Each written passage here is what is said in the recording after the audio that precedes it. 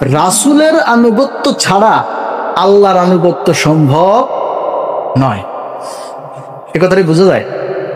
পৃথিবীতে আর সেকেন্ড কোনো পার্সন নাই যার অনুসরণ অনুকরণ করলে আল্লাহর অনুসরণ কোনো রাস্তা নেই। আল্লাহ নবী বলছেন, ওরা তো হাদিস মানে না, তারপর আপনাদেরকে বোঝানোর জন্য আমি বলছি, এই সচেতনতা ছড়িয়ে দিতে হবে, এই দাওয়াত পৌঁছে দিতে হবে যে রাসূল ছাড়া, রাসূলের কথা ছাড়া, রাসূলের আদর্শ ছাড়া কোরআন মানা অসম্ভব বিষয়, অসম্ভব ব্যাপার। আল্লাহ নবী বলেন, আবু হুরায়রা রাদিয়াল্লাহু তাআলা আনহু থেকে বর্ণিত হাদিস,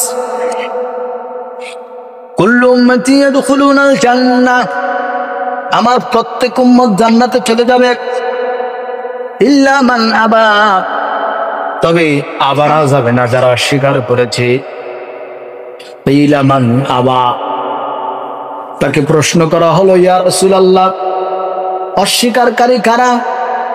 আল্লাহর নবী বলেন, মান আতাআনি দাখালাল জান্নাহ, যারা আমি নবীকে মেনে নিয়েছে তারাই জান্নাতে চলে গেছে। ওয়া মান আসানি ফাকাদ আবা, যারা আমি নবীকে মেনে নেয়নি এরাই হচ্ছে আবা, এরা জান্নাতে যেতে পারবে না, এদের ঠিকানা হবে জাহান্নাম। এদের ঠিকানা কোথায়? জাহান্নাম।